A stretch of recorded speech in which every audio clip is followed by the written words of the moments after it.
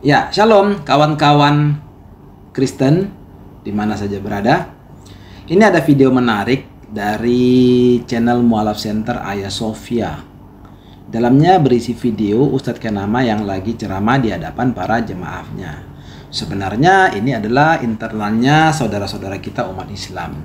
Cuma masalahnya Ustadz Kenama bicara tentang Alkitab, tentang orang Kristen, tentang gereja yang isinya tidak benar atau tidak sesuai. Sehingga hal ini perlu diluruskan. Jangan sampai orang merasa apa yang disampaikan itu benar dan akurat. Itu kalau tadi yang bersangkutan bicara tentang agamanya, akidahnya, ajarannya, ya silahkan. Artinya kita tidak bisa campur di situ, ya terserah. Tapi ketika bicara kekristenan dan menyimpang pula, ya kita wajib meluruskan. Supaya apa? Yang pertama, supaya teman-teman Kristen mengetahui di mana problemnya, di mana ketidaksesuaiannya.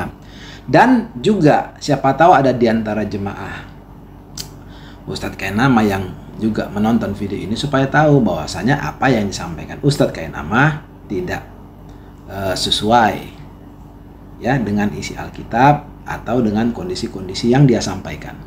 Nah, ini adalah video panjang dan ada beberapa hal yang dibahasnya di situ, tapi saya coba cuplik menurut singkat-singkat menurut topik yang ingin saya bahas. Nah, kita coba tonton yang ini dulu. Haram. Lalu mulai baca lagi. Kalau mau masuk ke Keluaran pasal 3 ayat 5. Keluaran pasal 3 ayat 5 bilang, kalau kau mau masuk rumah ibadah, kau lepas alas kaki. Gak ada isi Keluaran 3 ayat 5 Tuhan berfirman kalau kau mau masuk tempat ibadah. Itu berlebihan, itu hiperbola, itu over. Ya, tidak ada. Ya, nggak ada bicara tempat ibadah di Keluaran 3 ayat 5 itu. Enggak, ini adalah narasi yang salah, narasi yang menyimpang, dan narasi yang dibawa sesuai halusinasi yang bersangkutan.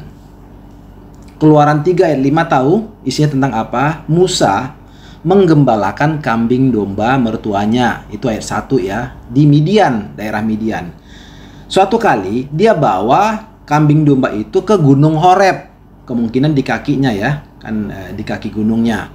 Masih di ayat 1. Ayat 2, lalu malaikat Tuhan menampakkan diri kepadanya dalam nyala api yang keluar dari semak duri, tapi semak duri itu tidak terbakar. Itu ayat 2. Kemudian ayat 3, Musa memeriksa tempat itu. Kok bisa begitu ya? Mungkin kira-kira begitunya. Nah, dari ayat 4, Tuhan memanggil Musa, dan di ayat 5 Tuhan berkata, tanggalkan kasutmu sebab tempat di mana engkau berdiri adalah kudus. Nah, yang pertama yang harus kita sadari, itu bukan tempat ibadah. Itu adalah padang belantara tempat para gembala menggembalakan kambing domba. Jadi itu bukan tempat ibadah. Nah, tetapi karena Tuhan tiba-tiba hadir di situ, maka di mana ada Tuhan hadir, di situ ada kemuliaan Tuhan, di situ ada kekudusan Tuhan, maka tempat itu dinyatakan Tuhan kudus. Seterusnya enggak ada catatan mengenai itu. Ya, sekali lagi ya, poin yang paling mendasar bahwa apa yang disampaikan Ustadz Kenama itu menyimpang, yaitu mengada-ada. Tuhan tidak berfirman kalau mau masuk rumah ibadah, buka kasut. Nggak ada di Keluaran 3. Karena itu adalah padang belantara, tempat gembala menggembalakan kambing domba. Jadi itu mengada-ada. Nggak ada. Silakan teman-teman baca ayatnya di situ. Jelas terpampang di situ. Tadi saya sudah bacakan poin-poinnya ya, dari ayat 1 sampai ayat 5. Nah, kenapa Ustadz Kenama menarasikan keluar atau menyimpang dari ayat yang tertulis? Ya, kalau saya duga ya simpel aja ya. Dia kan mau mencoba mempromosikan atau mencoba mempropagandakan atau mencoba memframing kalau ibadah itu harus lepas alas kaki. Seperti apa? Seperti di masjid, bukan seperti di gereja. Di gereja orang kan pakai sepatu. Gitu kan? Nah, ini coba kita ikut ya. Coba ini kita lanjut supaya dapat maksud dan tujuan dia kemana. Makan kasutmu, karena tempat di mana engkau berdiri itu tanah yang kudus. Saya pikir ini makin mengerikan, ini kitab suci buat saya nih. Kenapa? Saya hari-hari masuk gereja, farek dari mana saya masuk saja. Kalapor saya mah. Tidak pernah, emang ada masuk gereja lepas sepatu? Tidak ada. Padahal di situ diatur. Ya, jelas ya. Tujuannya kemana? Clear ya. Udahlah. Promosi kok sampai sebegitunya. Kalau mau bicara sesuatu, apalagi itu adalah dakwah ataupun ajaran, sampaikanlah yang benar sesuai, supaya ngebahasnya lebih enak, gitu ya. Jangan sampai mengada-ada, sampai dibilang Tuhan berkata kepada Musa kalau mau ibadah lepas sepatu. Nggak ada ayatnya di situ. Sampai manapun mau pakai ayat, mau pakai bahasa versi yang manapun, ayo kita kejar dia. Kalau memang ada Tuhan katakan kalau mau beribadah kepada Tuhan lepas sepatu, nggak ada di situ. Clear ya teman-teman Kristen. Sebetulnya ini mengenai apa yang disampaikan Ustadz Kainama atau mengenai pemahaman orang-orang yang bukan Kristen di luar sana bukan urusan kita, dan kita tidak perlu ambil pusing. Yang penting sebetulnya poin saya adalah teman-teman Kristen tahu bahwa yang disampaikan yang bersangkutan itu mengada-ada.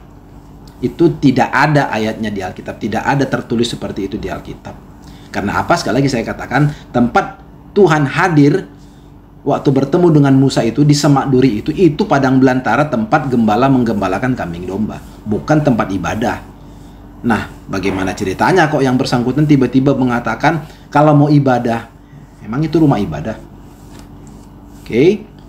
Yang kedua dan yang terakhir, tadi Ustadz Kainama ada menyinggung atau mencontohkan atau menirukan kalau waktu beliau dulu jadi Kristen masuk tempat ibadah nyelonong begitu saja pakai sepatu, iya betul, tapi sambil korek-korek hidung. Saya nggak ngerti maksudnya apa itu, korek-korek hidung seperti ya.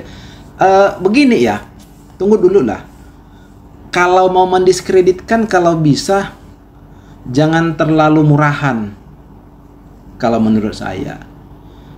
Karena sepengetahuan saya, ini saya bicara apa adanya, orang Kristen yang normal tidak pernah punya pikiran untuk menjorok-jorokkan gereja.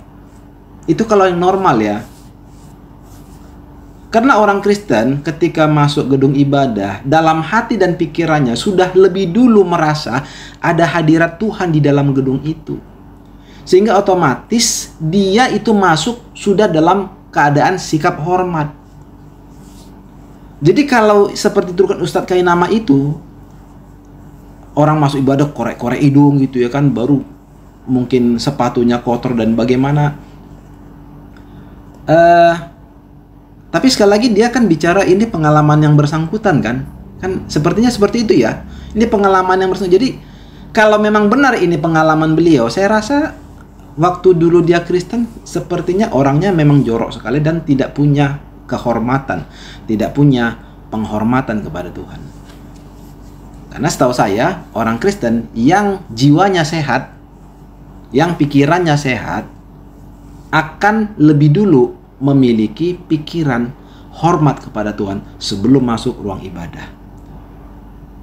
Jadi nggak mungkin sambil korek-korek hidung gitu ya. Maksudnya sejorok itu enggak lah.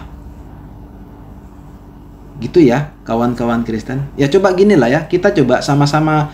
Kita kan orang-orang Kristen kan setiap minggu kan kita beribadah. Coba perhatikan lah. Pertama diri sendiri. Coba renungkan. Teman-teman Kristen seperti itu enggak? Seperti Ustadz Kainama itu enggak? Masuk gedung gereja ya sembarangan, buang kotoran, buang upil, buang apa lagi? Kuku, kotoran kuku gitu lagi ya. Kenapa nggak sekalian aja ya kan? Congkel-congkel kuku dan lain-lain. Enggak kan? Nah, silakan kita jawab ya. Dan itu bagaimana dengan orang-orang sekitar kita? Yang saya tahu justru orang Kristen itu kalau masuk necis pakaian. Apalagi Ustadz Kainama dari timur kan? Wah, orang timur itu kalau masuk ruang ibadah keren-keren loh. baju kemeja keluar, baru rantai emas ya di leher, jadi kalung di pergelangan tangan. Wah, orang timur itu terkenal itu keren-keren dan necis. Jadi beliau ini nggak tahu dapat kebiasaan dari mana kok masuk gedung gereja korek-korek hidung, kemudian punya pemikiran seperti itu ya. Tapi ya sudahlah, sekali lagi itu urusannya. Artinya apa? Kalau dia punya pengalaman seperti itu, ya itu dialah. Berarti dulu dia seperti itu kan. Waktu beribadah, waktu masuk gedung gereja dia seperti itu. Nah, kalau kita orang Kristen yang normal, biasanya enggak. Bukan tidak ada orang jorok, ada. Tapi sekali lagi kan kita kan harus bicara kan general. Secara umum apa seperti itu? Enggak. Ya penyimpangan akan ada saja. Tapi secara umumnya nggak ada orang Kristen seperti itu. Masuk gedung gereja sengaja buang-buang kotoran, buang upil dan lain-lain. Oke, itu dulu teman-teman Kristen, pembedahan hal-hal yang tidak beres yang disampaikan oleh beliau ini, supaya kita terkonfirmasi bahwasanya apa yang disampaikannya itu tidak sesuai. Pertama, tidak sesuai ayat seperti yang tadi sudah saya bedah dari Keluaran 3:5, dan tidak sesuai fakta, yaitu mengenai orang Kristen beribadah memasuki gedung gereja setiap minggu. Itu dulu, tetap semangat, Tuhan Yesus memberkati.